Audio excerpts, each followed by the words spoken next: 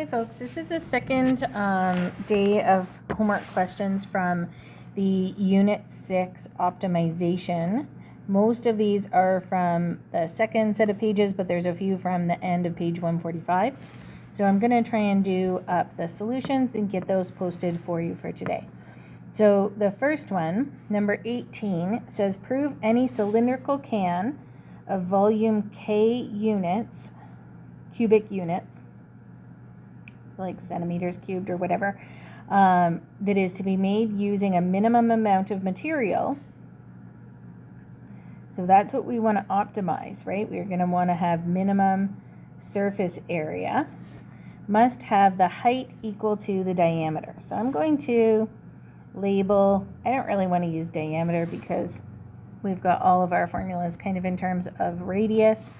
So I would know that the volume is pi r squared h, and the surface area, that what I'm going to be trying to optimize, is going to be 2 pi r squared plus 2 pi r h. Now I want to prove that basically 2r equals h for the minimum surface area. That's what I want to show when volume equals to K. So I'm going to put in a K over here. K equals pi r squared h. And then I know I need to get my surface area equation up there in terms of just one variable. So I'm going to isolate the h here. It's a bit easier than isolating the r because of that r squared. So I'm going to say h equals K over pi r to the exponent -2. So I'm dividing out pi r squared on the other side. I don't want to write the r squared on the bottom because I prefer to do derivatives with the negative exponent there. Then I'm going to take that and sub it into my surface area equation. So surface area is 2 pi r squared plus 2 pi r, and then K over pi r to the -2. Cleaning that up a little bit, those pi's here will cancel out, and I will have surface area is 2 pi r squared plus 2k r to the -1. So when I want to do the derivative of the area with respect to the radius, how is the surface area changing? And I don't like to put DSA, so I'm just kind of shortening surface area to just area. Now I'm going to take the derivative. So here I'd have 4 pi r minus 2k r to the -2. And I want to figure out where the derivative equals to 0. So that would have 2k over r squared equals 4 pi r.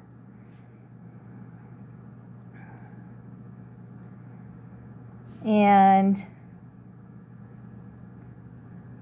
r cubed, well, 4 pi r cubed equals 2k.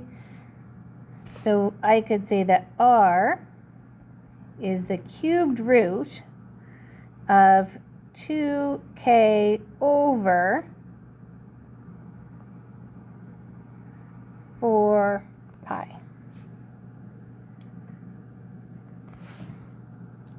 So that's how I would find what my radius is. And then we would want to figure out what the height would be at that point. So I'm just going to simplify this as k over 2 pi. So now I'm going to take this, what I have here, and say that that would be the optimum value.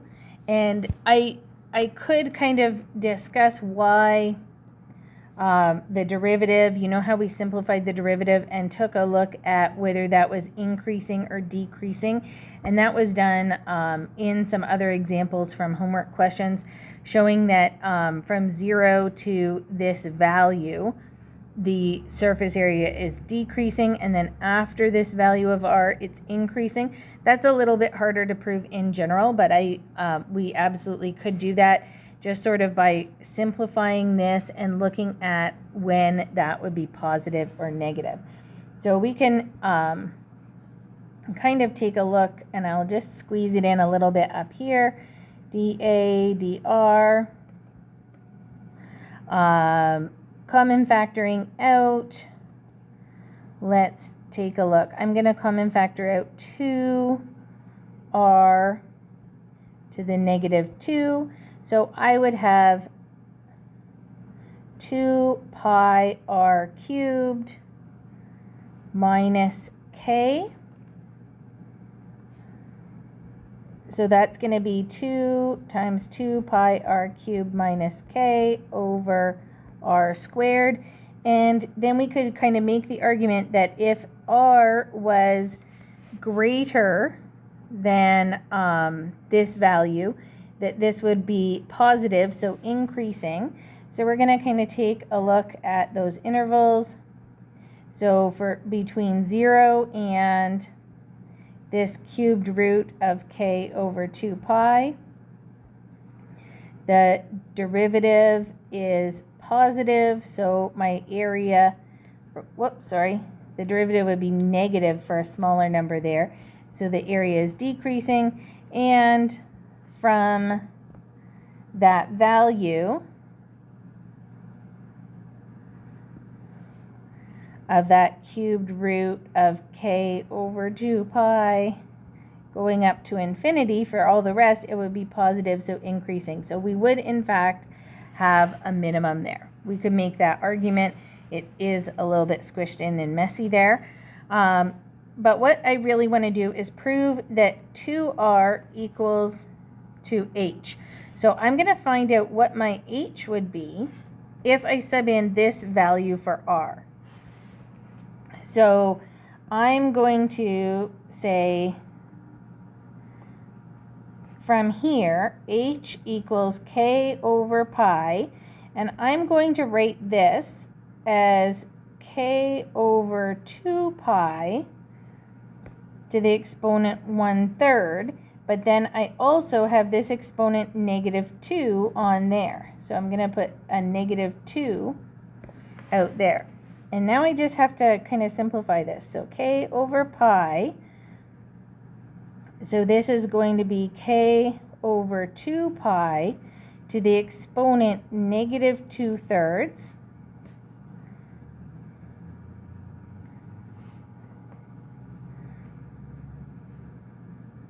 Now I could do this kind of in a number of different ways. I might choose to flip this.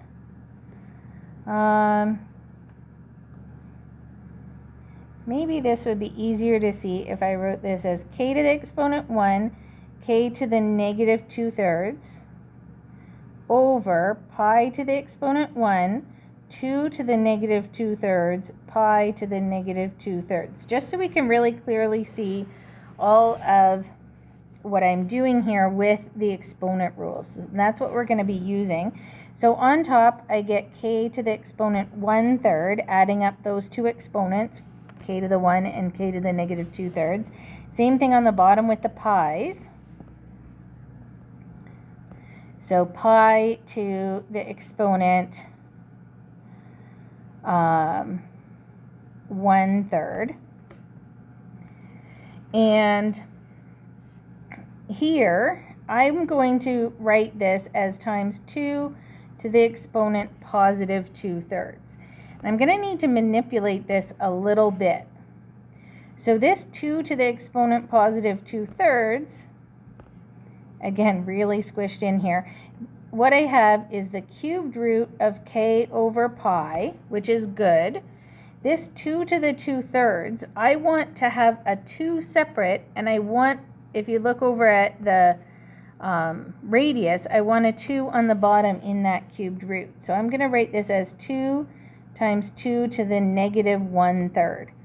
So this 2/3, I'm breaking it apart and saying it's a regular 2 to the exponent 1, and then a 2 to the 1/3 that's going to go on the bottom with that pi, which is what back here, if we look at the radius, that's what we had.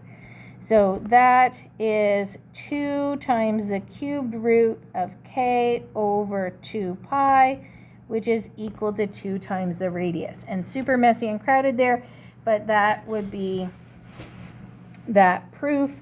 And you should do that using like a left side, right side, but I was really kind of out of room. So this would be like the right side of your proof, and the left side would have been 2r. So it is equal. Okay, the next one from page 145, determine the minimal distance from this point to the curve y equals x minus 3 squared. So if we take a look kind of in general, this would be a parabola that shifted 3 units to the right. So I've got something like that. And then I'm looking for a point which is negative 3, 3. So we want to find what's the shortest distance from this point to the parabola. So I don't know where it is, but let's just kind of call it there, that this is the distance. Now, in general, I know that this point is going to be x, and then the y value will be x minus 3 squared. That's an important thing to recognize, that I need to figure out what that y value is. If you didn't see that, I'm going to actually kind of take that away, because I could just use xy. So for distance, I know that d squared, or maybe I'll put the square root. Oh, sorry, I don't know what the heck is happening there. Sometimes weird things go wrong in Jamboard. Okay, so d is the square root of x2 minus x1, so x plus 3 squared plus y minus 3 squared. So that's just using your grade 10 distance formula. What's the difference from the distance from xy to negative 3, 3, finding that distance. Now that's coming up with an equation to find the minimum distance. That's what I want to optimize. But I need to get this in terms of just one variable, and that's what I was kind of alluding to. We know what y is. I'm going to sub in, because that point has to be on the parabola, d is going to be, and I'm going to make this a 1/2, so x plus 3 squared plus x minus 3 squared minus 3, and that's going to be squared, all to the exponent 1/2. So this is not going to be pretty. We're going to have some really big things to do in here, but you absolutely will be able to take the derivative of this and figure out where that equals to 0. So I might, honestly, I might FOIL all of this out, just because I think it's going to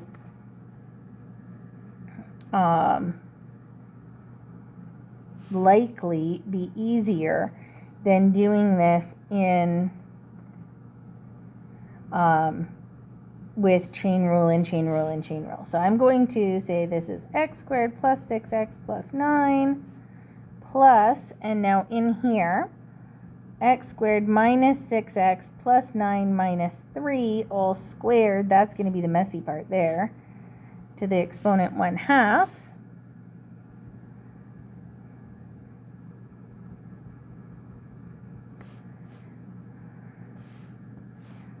Get rid of, I think I've got extra brackets in there.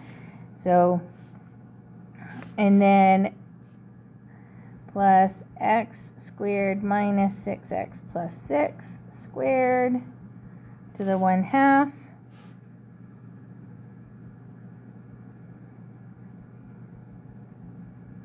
So that's going to stay the same. Then I would have x to the fourth minus 6x cubed plus 6x squared minus 6x cubed plus 36x squared. Kind of doubting my minus 36x. I'm kind of doubting my decision to FOIL this all out at this point. So that's one set, and then plus 6x squared minus 36x plus 36, all to the exponent 1/2. Oh, this is feeling like a bad plan. Okay, so then I've got x to the fourth. How many x cubes? Minus 6x cubed minus 6x cubed again. Minus 12x cubes. Then I'll have a bunch of x squareds. So x squared, got that x to the fourth, plus 6x squared, plus 6 more, so I'm at 13, plus 36, so I get 49x squareds. And then, how many x's?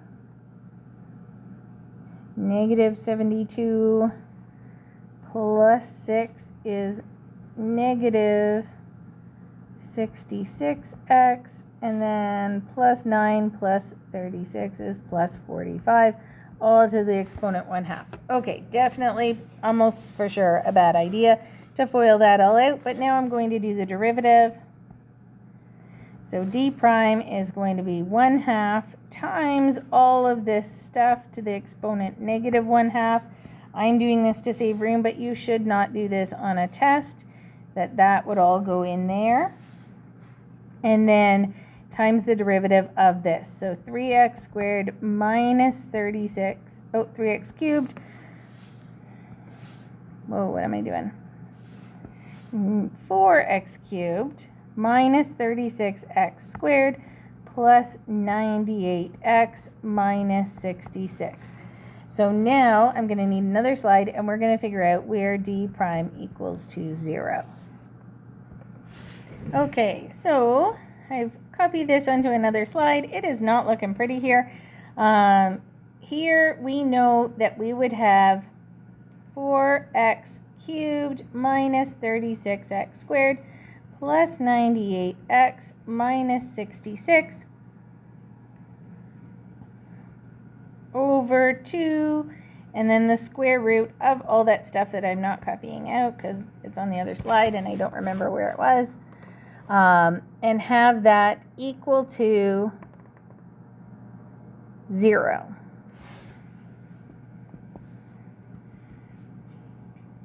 So now we can take a look at this, and we want to basically, the bottom is never going to be negative, right? It's 2 times the square root, so that's always, it's never going to be 0. We want to find where 4x cubed minus 36x squared plus 98x minus 66 equals 0.